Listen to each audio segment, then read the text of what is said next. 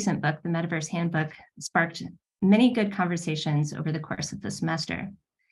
QuHarrison is a growth marketer at Mark Cuban Companies, a Dallas, Texas venture capital firm where he advises and assists portfolio companies with their marketing strategies and objectives. Previously, he led marketing at Redox, focusing on lead acquisition, new user experience, events, and content marketing. QuHarrison has been featured on CNN, Harvard Business Review, Wired, Forbes, and is the co-host of CNBC's primetime series, No Retreat, Business Bootcamp. As a speaker and moderator, QuHarrison has presented at CES, TEDx, Techsylvania in Romania, Perso Holdings in Tokyo, South by Southwest in Austin, Texas, and more. QuHarrison is a four-time recipient of LinkedIn's Top Voices in Technology Award. Please feel free to post questions in the chat as we will have a Q&A. This session is being recorded and will be available to you later on the Studio X website. And with that, I'll turn it over to QuHarrison Terry. Thanks for being with us here today. Hey. Can everybody hear me all right? Wonderful. Thank you. So I guess everybody in this group got a chance to check out the Metaverse Handbook, I presume. I'm not sure how far you are in your readings, but it's a pretty prescient book right now, I would say. And I would say that largely because of two things that are ongoing. The first thing that's ongoing is if you look at the news, you'll probably feel or have some thoughts that the metaverse sky is falling. And I can't deny the news stories. There's nothing that I can say that will make you feel warm and fuzzy, but I can say that some of the biggest players in the space have not yet unveiled their technology, which is why me personally as an author, as someone that's deeply researched the space, I would still say we're at the precipice of a pretty emergent really emergent shift in technology. And that shift to me is the introduction of the spatial web. So we're going from one place where we knew the technological landscape to just be 2D, like, it'd be like simply going from cartoons that were moving pictures into Pixar, Toy Story-esque movies. It was a big fundamental shift. It still guides and largely determines where our entertainment is driven today. And that was cartoons, but we're about to do that with the actual World Wide Web. And there's some calamities that have ensued. There's some things that people have called wrong. But if you read the Metaverse Handbook, you'll notice that in chapter 1, I started off with a vision for 2032. And, we were writing this book almost a year and some change ago. And it was a pretty interesting question, right? Because we were like, okay, what's actually going to be a reality 10 years from when we published this book? And it was crazy because if you made it past that chapter, and I don't want to ruin it for the people that haven't, but I'd recommend, at least making it past that chapter if you haven't already. I talk about chatbots, and this is when I'm writing this, I have no concept of ChatGPT. I have no concept of what's currently ensuing in technology. I just looked at it and said, I think that we're going to, in the next 10 years, fundamentally have a different relationship with chatbots. I kind of saw that coming. And I think the next evolution of that representation and conversation with chatbots is going to evolve into something that does fit these spatial environments, largely because we've already seen it in video games. You have non-player characters. People make content all the time on YouTube and online and Discord communities where they're looking at some of these beings. Like, look at Animal Crossing is a great example of this, or even The Sims, or even any of the online massively online multi role-playing games. And what's fascinating is, like, people have these distinct relationships with things that can't really largely respond to them. If you were to power them with something like a ChatGPT, bring them into the spatial environment, you start to get on the precipice of what some people will call digital humans. Again, I think that we still are about 10 years out from that. So I think we're in that process right now. But it looks like some of our predictions have already started to come true, and we're only a year into the book being published.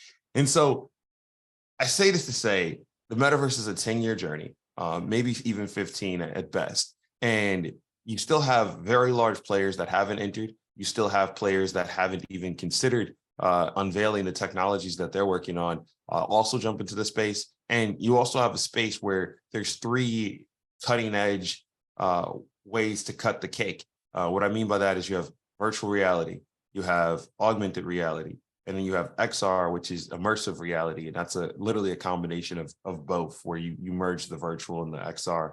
And I think this class is about that. So I'm not going to get into the fundamentals of it, but there's cutting edge technology at each intersection. And there's also a price component to this stuff. It's right now very expensive. We have not caught the innovation curve where the prices start to go downward. It seems like the prices have went upward. I remember when an Oculus Go cost $199.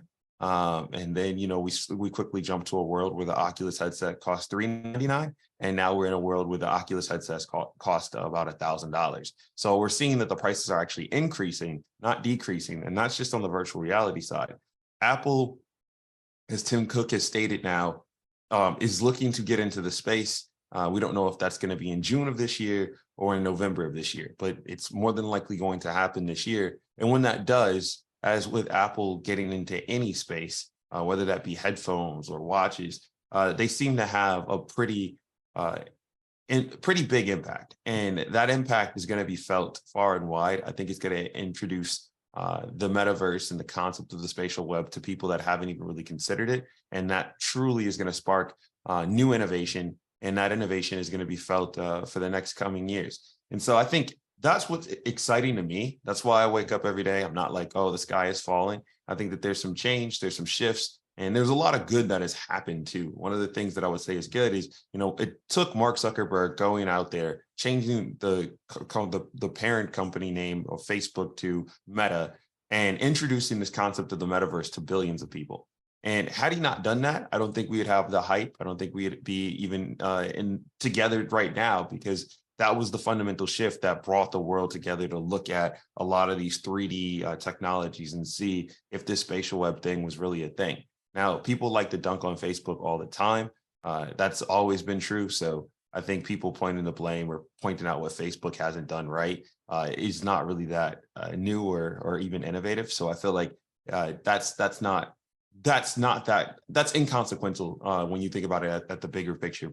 The last point I'll make on this, and then I'll move on to some more brighter news, is there's still a lot of young technology, like young companies that are on their first and second products that are really good first and second products, and they're not that expensive. So I look at the Nreal company. They have the Nreal Air, probably one of the coolest devices I've touched in the last year or so. And it's largely just a set of sunglasses that have a pair of volumetric displays inside. So you can basically interface and put these AR objects in front of you. And it's cool because you can see you basically have a 200-inch screen wherever you go. And depending on if you connect your phone or your laptop or even now Windows computers, you get a little bit of a different experience. But I think that's a better example of what augmented reality and XR could look like without like pointing to like a Google Glass or like some futuristic movie. And that's available today. Anyone can purchase them on Amazon. They're like $3.99. So the price points are falling in some cases, and the innovation just hasn't hit yet. Like I think when the right developers get that tool and say this is what we should be doing with it, I think that's going to open up an entirely new way and wave of communication. There's a lot of people on this call. I think we have some comments and chats. I can take this in a lot of different directions. Oh, okay, they're just dropping comments and chats to the things that I've been saying. I love that. Thank you so much, Emily. What I would like to do for the next 40 minutes or so is I wrote the book. I spent a lot of time researching. If there's questions that come to mind or there's things that you see in the industry, I'd like to open this conversation up, have those conversations, allow you to like really see my perspective, and I can share that. And let's have an open conversation in that regard. I think that's probably the best way to do an author Q&A. Otherwise, I don't want to just bore you all, but I figured starting off on the concept of, what's going on in the metaverse? Why are things falling, and why does it look so gloomy? I felt like that was the right place to start. I'm just going to jump in while people are asking questions on chat. We did prepare a bunch of questions from the reading group, but I too would love if people just throw what they're thinking about in the chat. I was really curious to start with so you told us a lot about how we can get engaged with and be part of developing the metaverse. We were also curious what kinds of experiences you use right now and enjoy in the metaverse. So what kinds of things you do beyond developing and like being part of growing this world? Like what kind of activities do you like to do in our kind of like proto metaverses we have? Yeah, so I feel like the best metaverse experience that I've had over the last couple of years is largely spatial. Spatial.io is the company name. And uh, the reason why I like spatial is because you can build, and it's very representative of what an open metaverse could look like, because you can bring in Unity assets, you can bring in your Ready Player Me avatar, you can share a link, and a person could look at it on their phone, on their desktop or laptop, and then also in their headset. And it's all about whatever environment or room you build. Like, we could have the same conversation in my spatial space, and all I'd have to do is drop the link, and then all of us could go over there, and it doesn't matter what device you're on, you'd be able to integrate within the conversation. So I think that that's a great representation of what this will look like at scale. Obviously, it has its challenges.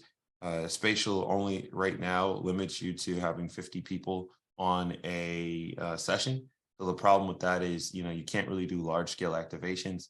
Without being able to do large scale activations, you're limited, right? Like, you can only do these small groups, these small demos, and it kind of sucks to some extent. So that's like the downside there. But that's the app that I'm always in 24/7, 365. Like, if you pulled up my headset right now, you would probably find my most recent app used with spatial. Since then, I've been playing a lot with Mark's mixed reality technology, and I gotta admit, I'm pretty impressed. It's come a long way in the last like 6 months. It was once a concept, and it looked really good in tech demos, and now the fact that you can actually record in mixed reality, I think, is one of the most underutilized storytelling elements that we have amongst us right now. So I think that building stories in these mixed reality environments is something that I'm really, really, really uh, intrigued by, and it'd be really fascinating to see what new stories can be told because of it. So those are two apps that I'm like really, really. I guess one's an app and another's a tool. I'm glad you brought your headset with you. I always have my Um, headset. So I think related to that too, one of the things we were really curious about is there seems to be a lot of optimism about the kind of decentralized nature of the metaverse. And it seems like a lot more users will have a lot more ownership of a lot of things, but then there's also a lot of this corporate influence, and you were mentioning different companies. So a lot of us were curious about what seems like that kind of tension, like the company Meta having a lot of control over that versus it seems like the real vision of the metaverse is not one company or one technology. So we were wondering if, while we have you here, if you could just tell us a little bit more about that. Yeah, I mean, the tricky part with that is whenever you get at true innovation, you don't have to justify or define a standard. But in order to get the true innovation, everyone has to agree and come to the same accord. So today, like, if you ask a person what is the internet, and then you ask another person what is the internet, and then you ask another person what is the internet, there's a high probability you're going to get a little bit of the same, but everybody's answer is going to be a little bit different. Um, some people will probably say it's Google. You just Google it and you search things. Other people will say it's a collection of web pages on servers and databases. Another person might say it's social media and it's how I find out about the news and connect to other people. Nobody's intrinsically wrong in that breakdown, but they're just missing components. And I think the metaverse, from a corporation standpoint, is largely missing components. So if you look at it from Meta's perspective, and this is no shade or slight to Meta, but it's one of those things where their corporate ethos, they're a publicly traded company, their mission is to connect the world. So largely, they're going to see all of their metaverse efforts in a broader mission, or some way of governing their ethos of how do we connect the world. And we feel like this new spatial environment is how we can connect the world. And if you largely watch any of Mark Zuckerberg's keynotes, you'll notice that a lot of the presentations, a lot of the way they talk about it, a lot of the imagery, it's largely around people. It's a social environment, and it's people working, it's people playing, it's people watching and enjoying entertainment. And that's how they define the spatial web. If you look at, see, like HTC, they've got their Vive headsets. They've been doing this for a while. I mean, it's largely gaming. They're not saying, hey, you come in here and this is going to be the best social or co-working space that's ever existed. They're saying this is a space where you can have high fidelity gameplay, and we have the best cutting edge technology to do that in VR. And Microsoft HoloLens, it was very productivity focused, and I don't know where that project might sit in the near future, but I do remember using HoloLens too, and it was probably one of the more impressive demonstrations of XR that I had seen. The thing that they just couldn't get right was the pricing, and largely a lot of the applications that were on there beyond the demos just weren't fit for mass scale adoption. And so what you're seeing is all these corporations trying something, and we haven't reached that point where there were 22 search engines, and then Google comes on, says the intent is that the user doesn't know what they want. They just want to tell you a brief summary, and then we should have indexed a large majority of the web, and we should be confident enough to display and rank what they want based on the query that they gave us. And Google largely worked. Before then, you had Yahoo and MSN and Ask Jeeves and Alta Vista, and the search engines were a lot different. They were more like directories, like phone books, where I don't even know if we still, if you don't remember what a phone book is, it was, oh, my apologies. But basically it was like a book, and it just had a list of names and numbers, and you would go in there, and we used to actually search for things largely using phone books, especially still in the late 90s. Today, that's probably a concept that very few people think about on the daily, largely because life has changed much for the better. And so that's my point, is like, when the companies get to a point where they can redefine social norms and social behaviors, then I think that we'll have one common accord and understanding. And the last point I'll make on this, because I think the phone book analogy might not stick as well, but we went largely from the 2000s to talking to people on phones to, in 2005, Skype came along, and Skype was like video calling on the web. It's like what we're doing right now with Zoom, but it was like the first iteration of this. And like people thought it was crazy because you could do long distance phone calls for pretty cheap. You do video calling. And it largely didn't catch on in the same way that FaceTime did, or even Zoom post pandemic.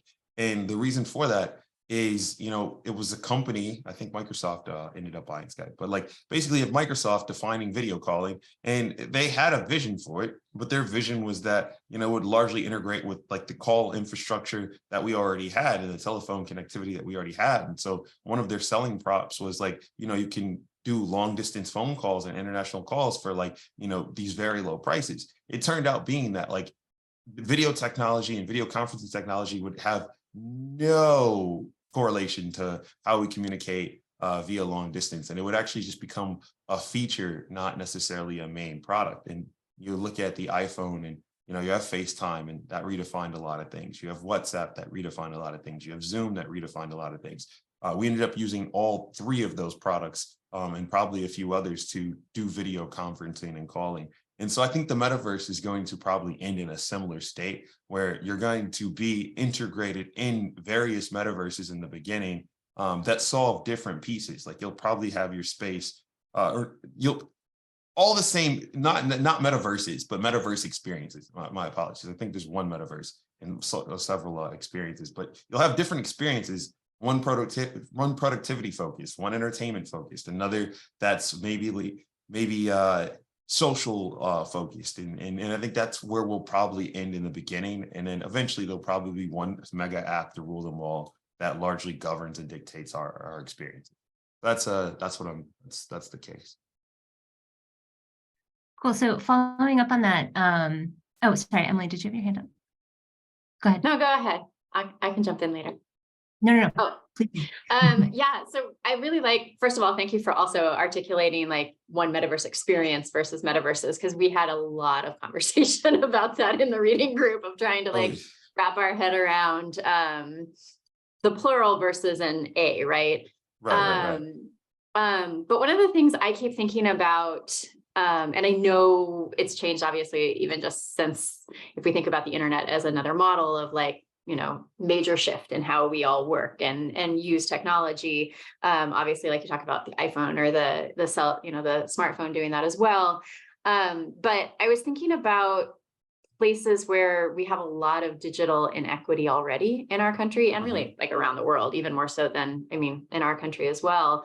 And what are some of the ways that governments or corporations or people are going to have to try to like wrestle with that?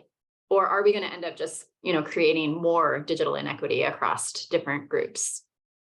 If we're thinking about headsets, right? Because it's a big question, right? Because I largely think that like you can't solve the problem by just giving people headsets. Like, headsets require pretty fast internet.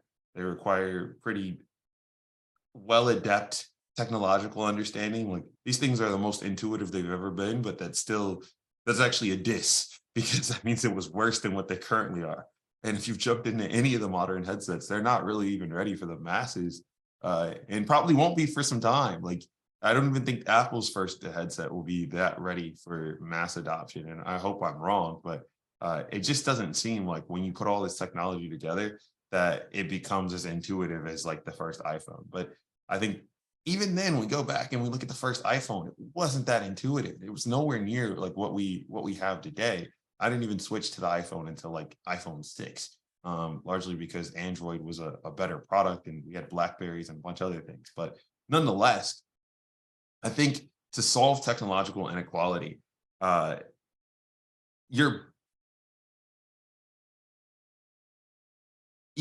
thing that I would say is probably a better determinant for that is going to be AI. AI seems to be super accessible in the same way that YouTube was super accessible, in the same way that Instagram and TikTok was super accessible. And we do know that when you have accessibility, that breeds innovation. And you have basically YouTubers and social media influencers that have had success with varied equipment, tools, resources, but they've all reached the same status. So it's like, whether that be 1 million followers on Instagram or TikTok, or, reaching 100,000 subscribers and getting a plaque on YouTube, or figuring out how to do some complex equation using AI, or solving, something that you're doing, or co-working with AI in your job. It seems that like accessibility starts with like kind of democratizing access at a fundamental level that we say we all have access to. And so apps and browsers seem to be like the start there. I would then parlay that and say like what XR technology has existed in that realm. And we can look at like face filters. We can look at augmented reality games like Pokemon Go and others. And you can see that like they're not really limited by your economic status or class. And so I think demographics start to fall by the wayside once you really just say, what is the channel that, the majority of people have easy and frequent access to, and you start to build around that. But when the minute you start to integrate, headsets that cost thousands of dollars into the equation, you just have to kind of accept that there's not a lot of accessibility there, especially for certain dire economic situations. Thanks very much. Appreciate it. That was a good question, though. A good question.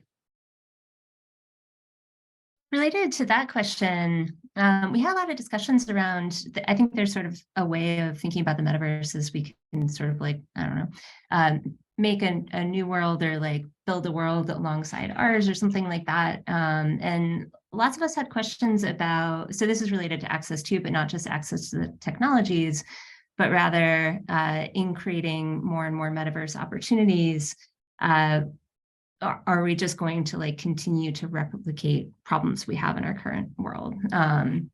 So one of our group members asked, they said the metaverse offers many opportunities, but could also simply replicate many of the physical / meat world's cultural economic disparities. So wondering what your thoughts are about that, and wondering if you think there are any particular things we could do to try to avoid that and continue to make things better in the metaverse rather than just like continuing the problems we have. It seems like technology is just a mirror for society. So if we have the issues in society, it's going to be mirrored in technological innovation. And that seems to be true even in AI, right? Like we have AI that just responded to there's just crazy situations that are happening in that world right now. There's crazy situations that are happening in the metaverse when you talk about like harassment and sexual harassment, even in the metaverse, especially in very heavily adopted social spaces like VR chat and others. You know, Horizon Worlds had to get updated, so you can't even get that close to people anymore because harassment was such a big deal. So if it's happening in the real world, it is largely going to be reflected in the digital world. I think we as humans have to come together and evolve as a group in society and really set some standards. And we've done that. You know, there's the world's a lot different. You know, there's 60 years ago, you know, we probably couldn't come together and largely be in the same fashion. And so certain opportunities weren't as easily had. You know, certain certain demographics weren't even recognized in society, largely not just speaking from like an African-American standpoint, but LGBTQIA plus communities weren't really largely recognized. And we've reset the standard or coming to new baselines. Same things with even, you know, certain Asian communities of that nature. So when you look at it, I think we can, as humanity, actually create new precedent and say this is wrong, this is right. It just takes some time. And once we do get there, I think that is also reflected in some of our online fanfare and in technological innovations. But there's always going to be some bad. And I think that's why you have standards, that's why you have policies. And the goal is for those to be set by a diverse group of people. So you have the shared perspectives and you can actually come with a strong but fair baseline as to like how you govern these societies. And I think governance is needed. I just don't think it needs to be like totalitarian governance. Do you have any particular thoughts about what sorts of policies or safeguards we might need? I mean, bias in AI is going to be a big thing. I mean, I've been saying this for, I don't know, when I first started YouTube, I think one of my first videos was like, AI algorithms are going to be racist. And like, turns out, you know, the first variations of them were actually pretty racist. And they still are trying to figure out, you know, where this comes from. But it's like, you have to think about the material that you train the models on. You have to be very cognizant of like who you're letting build some of these first experiences and what those groups look like, because you have to ask yourself, if you let no women in the room and you build a space and you say, this is the space. Well, it's kind of like the first spaceship. When we first sent people to the moon, we didn't actually think about the spacesuits fitting women.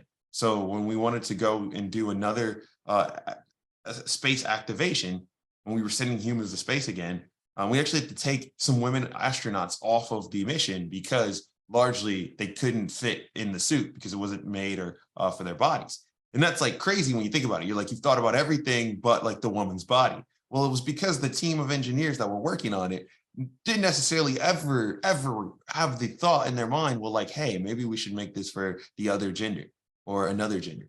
And so the question that I have is like, you have to look at these teams and, you know, you have to say like, we're building these experiences that are going to ingest billions of people, billions of perspectives, and not all of them are going to be shared. There's obviously going to be problems. So you can't say that you're going to build a utopia or a place where there's no problems that are ever going to exist. That's just unrealistic.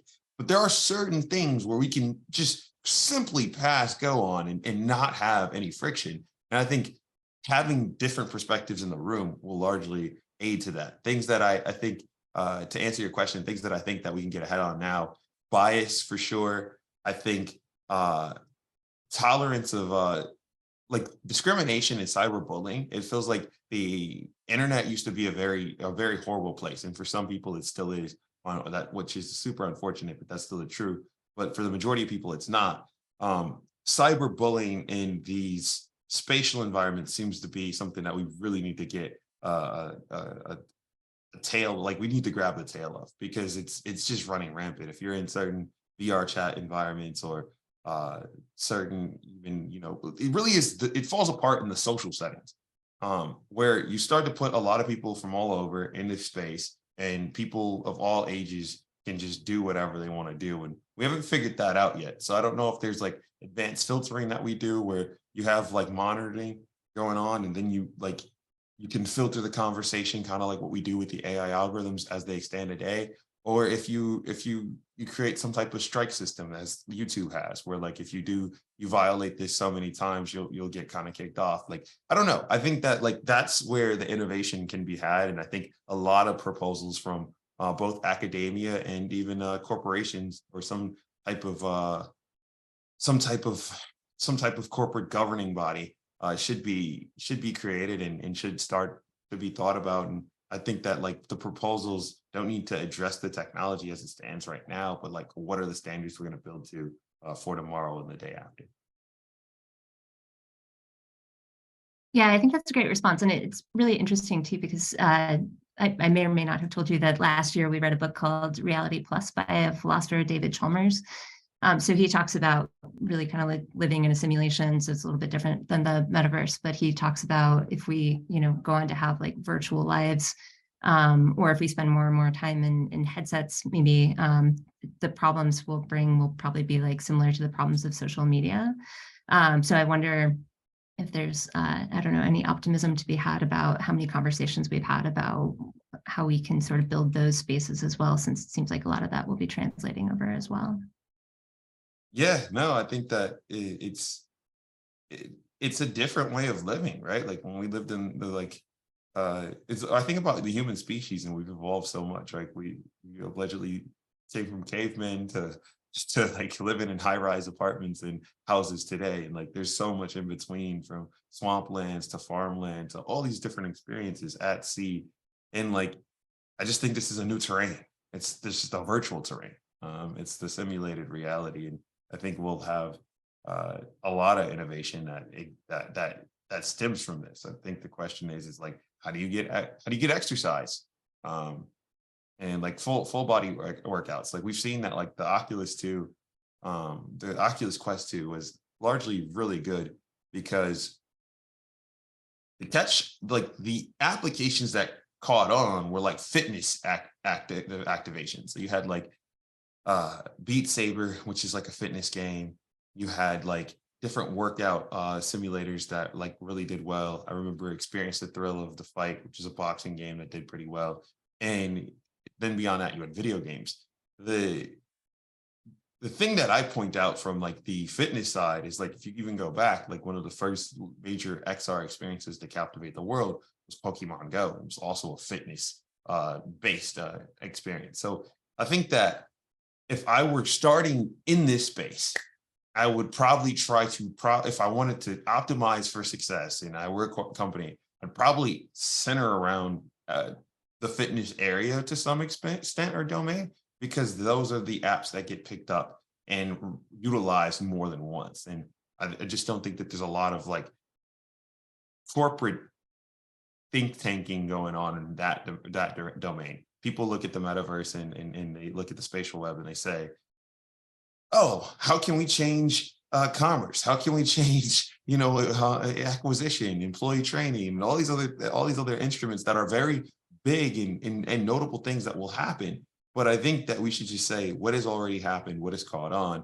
what can we attach ourselves to? I don't think gaming is probably the right domain for many corporations to attach themselves to, but I do think fitness and at-home health and just mental health and things in that realm where it's like there's actually a net positive for the human, those should be thought out and like provided, and you now can create some experiences that do drive home like actual real world benefits through a virtual landscape. So that's like where I think we would probably end in the near future, just because the data looks like it that should happen. That makes sense. I just tried mini golf in VR for the first time, which isn't, I think, really fitness, but I was surprised how much I enjoyed that. But it's movement, right? Like you went from using a computer and being very stagnant and stationary to like now you use a computer and you're moving. Like it's just, you have to start somewhere. And that's my exact point. It's like we now move while using computers. That was never true. Yeah, I actually thought I had probably learned something about mini golf in real life too. that I hadn't noticed until I had a headset on, which may or may not be true, but like that was a really interesting experience. This is shifting the conversation just a little bit, but one of the things we were curious about too is what sorts of environmental impacts you imagine the metaverse having. And this is in part motivated by, I think it's really interesting that novels like Ready Player One are always invoked when we think about the metaverse. And it seems like in that novel, the metaverse was kind of like necessitated by this environmental dystopia. And so you talk about that in the book, right? There are all these negative narratives. And we don't have that many that are just imagined as, this is just an exciting new thing that we can have. But also I think that brings together the ideas of kind of environmentalism, our use of technology, and like ways that we might rely on these technologies more when environmental things happen. So for instance, like using technology a lot more during the pandemic, that's, a kind of example of that, I guess, but also worries about global warming, but also how our technology use might connect with that. So sorry, that was going lots of different directions, but the core of the question is just like, what sort of impact and relationship do you think this sort of thing has with the environment? Man, that's a deep question. We could literally have like a whole topic on that. I think, there's all types of impacts. I think I'll pick out the impact that I think is most pressing to me, or like that I personally care the most about. But that's not saying that I'm distancing myself from all the other impacts, because there's an environmental impact from the technological waste that is stemmed from us upgrading the headsets year over year, and whatever components on the batteries, like at the primitive level, like you can find an impact in everything. But I think the more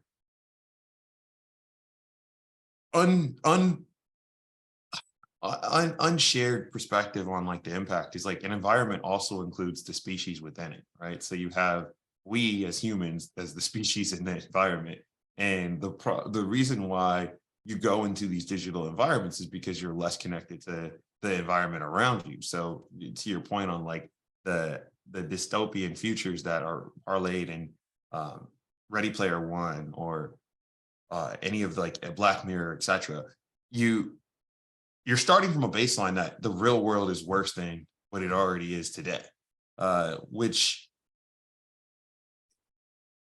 that's a hard argument to fight against, because in some ways we have taken a step backwards. Like, it's much easier to make a FaceTime than to go hang out with your friends. Much easier. And like, maybe this group doesn't feel that, but like, I would challenge this group to go and look at the behaviors of like 5-year-old to like 14-year-old, and just look at how different they interact in the world, and not different in a bad way. It's just their norms are already set. It's much more fun for a 12-year-old boy to go play Fortnite than it is to go to the park and ride his bike and cause chaos in the neighborhood. When I was 12 and 14, that's what we did. We went to the playground, we went to the mall, and like we were all over the city. But I think I was like the last generation for that to happen, because, Xbox wasn't to the multiplayer connectivity where you could just plug it in and like now you could be online. So you still needed to have a local friend group. But today, you don't necessarily need that. Everything's online. And there are some environmental impacts for that. Like, you might not know your neighborhood. You might not know certain people even that exist in that space. And so now you've come to a space where you need the internet. You need YouTube for entertainment. You need TikTok to kind of keep you occupied for your downtime, the same way that TV or magazines and books once did for us. And so I think when you start to look at that on a spectrum of like 20, 30 years out, does it get better or does it get worse? And, I think the technology gets better and the impact it has on the environment of the human gets worse. I think that's why I actually would focus on using the technology right now to solve some of the fitness challenges that we have in the country, to solve some of the mental health crisis that we have in the country, because you can actually create new environments, new realities. And there's a lot of data that shows that this stuff can be used for a positive. One of the points that, I don't think I made this in the book, but definitely one thing I always point to I think in pediatric care, they have a certain room in some hospitals where they are not even hospitals, but certain care facilities. If you have to give a child shots, they will give the kid a VR headset and put them in a simulated environment, whether it be the ocean, whether it be a beach, whether it be whatever. And then they do all of the shot and lab work that they need to do on the said patient. And the results from that study were just astronomical. You had less kids crying, less people seeing needles, less freakouts, and more efficient pediatric care facilities because of it. That's a glimpse into the future where if you can give somebody a simulated reality, you can do so many things that, you know, we can start to get beyond fears. We can start to get beyond some of the things that hold us back today. And you can open up a whole new world, or you can open up a very disastrous place and outcome. I don't know, like if it's driven by capitalistic, if it's capitalism as we know it today, it's probably not going to be that good. But if it's actually like, hey, what are some problems and how do we solve them using these new technologies, we'll probably end up in some pretty cool spaces. So you already found the study. That was quick. How'd you find that study so fast? You all have like a database? Yes, actually, Megan has a really good Zotero library, but also, you know, we Google fast. Okay, all right. Yeah, that was not a lot of people know about that study. Yeah, and it's used for not just distraction, but like pain management sometimes too, right? Yeah. Which I guess might be related, but since we have about 10 minutes left, I do have a couple more questions I can ask, but I just want to make sure if anyone wants to raise their hand, shout out a question. Is there anything else anyone wants to ask here? Are they allowed to come off mute? Yeah, Mila, go ahead. Hey, can you hear me? Yes, what's up? Thanks so much for joining us. I was just wondering, you mentioned it briefly in terms of inclusivity, but what are your thoughts on current state of metaverse and how the development is going in terms of the accessibility features of the space and making sure that the space is inclusive not only for people with different backgrounds, but also with people with different abilities, both physically and with people on the neurodivergency spectrum? That's a good question. I think that actually the metaverse does the best job of including people of all backgrounds because it creates a common baseline. Like if you go in the metaverse, whether you have an avatar, all the avatars largely have all the same features and functionalities. So if you have, you know, one hand in the real world, you now have two hands and people can't judge you for that in the metaverse, and you can still activate it and still be largely yourself. You saw a little bit of that even in Ready Player One, because I think one of the major characters was disabled. But like you have that, but then you also have like on the neurodivergent spectrum, these solves that are actually just wildly fascinating. Like their MIT published a report a couple of weeks ago about sleep rooms, VR sleep rooms, and how there are people in VR chat that largely have insomnia or have trouble sleeping. And they've created these sleepscapes where they go to sleep with other people that have similar issues. I know it sounds crazy the way I just described it, but there are people that are doing this and they actually have benefit, and like whole Reddit threads and groups around it. Something I would look into, but like there are these like really crazy obscure use cases that might be giving us glimpses as to how this technology could be used in the future. And everything starts off super weird. If it's not weird and fuzzy to you, then I would say you're probably not looking at the future. But if we go back 10 years, what is it, 2023? Yeah, so if we go back 10 years, there was an app that was like the same way that ChatGPT right now is like, oh my gosh, kids are like using ChatGPT to like do their papers and blah, blah, blah. Like the same news reporter that was writing that story 10 years ago was writing the story of people are getting kidnapped, getting into Uber rides. Why would you let your person stay on someone's couch surfing, the new trend in America? Like it was literally the same commentary, but it was just Airbnb and Uber. Ended up being that the sharing economy would go on to transform a lot of society as we know it. And it was very weird at the beginning. So I would say some of these trends in the metaverse and just VR in general and XR in general, if it's not super weird, it's probably not going to stick on. But if it's very weird and it makes you go, like there's probably a large, I mean, look at Minecraft. When Minecraft first came out, like that was not something that anybody was really like, oh my gosh, this is going to be fundamentally ground shifting. It's like, why would kids want to play with virtual blocks? Like you could just build with Legos. Okay, maybe you have unlimited blocks. And then that would be the baseline for pretty much every other experience that would govern us when it comes to like immersive activations that children would get into, from Roblox to Fortnite to there's a few there's another one that I can't think of right now, but like you get my gist. So if it's weird, pay a lot of attention to it. If it's not weird, wait and see. That's my take. Any other questions from the audience? Can I have a quick follow-up?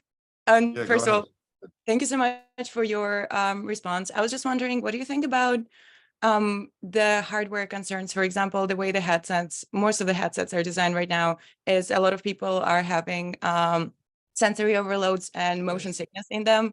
And I think from a little bit of research that we've done, I also work for Studio X. In Studio X, when developing our VR experience, is that's like one of the main issues in terms of the development, in terms of the accommodations, also Yeah, that affect people on the spectrum a I, lot. Yeah. I'm one of those same people. I have like a severe light sensitivity, so I can't use like my Right. headsets without different filters and things. So I'll say two things. One, like in the real world, Apple will sell you a MacBook as it is, and then it's on your job. It's your job to customize that MacBook so that the accessibility features that you need are there. I have the light sensitivity, so all my computers have these screens, like it's like a film that goes on top, and that way I don't need glasses or things to look at the computer screen. My headsets don't have that, but that in real air device that I told you about, someone thought at some small company to put blue light filters on top of the lenses so that when you put it on your face, you don't actually need the filter. So it's not the same amount of light hitting your retina. I'm surprised Meta hasn't gotten there yet. I'm guessing it's a cost concern, or they just hadn't thought about it. And so I do think that it's going to look a lot more like in real air, where you do have these very accessibility features that are built into the product experience, and it's meant for you to customize it once you get it to make it yours. And so we're very far from that. I still get the motion sickness, even in Spatial, which is the most used app that I spend time in. I can't spend more than like 30 minutes in there because I literally have migraines afterwards.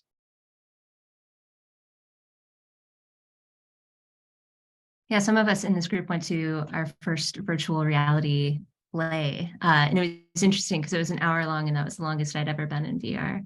But yeah, that's a really interesting answer about like how we can continue to develop and innovate with these problems directly in mind rather than thinking about them after the fact, right? So we just have a couple of minutes left. I really appreciate you starting the talk with sort of what's changed between when your book got published and today. So thinking a little bit more about that question, I wonder if there's also like a best, newest, or most exciting thing that's happened since then. I mean, the most exciting thing that's happened to me is that Apple still hasn't gotten into space. And this is like one of the companies that has fundamentally shifted emerging technology as we've known it for the entirety of their existence. So I'm not betting that they get it wrong. I'm rooting for them. Do I think it's going to happen overnight? No. But you should be very excited that one of the best technological think tanks is getting into the space, and they think the metaverse is the next new area for Tim Cook to build his legacy around. So that's what gives me hope. Cool. Well, thank you so much for being with us here today. Megan is going to put QuHarrison's website, LinkedIn, Instagram, and Twitter in the chat. So if you'd like to follow QuHarrison, please follow those links. And thank you again so much for the discussion. Also the book, again, we had really good conversations around it. And so we appreciate the opportunity to get to talk to you today. I appreciate you for having me. Take care. You too. Thank you.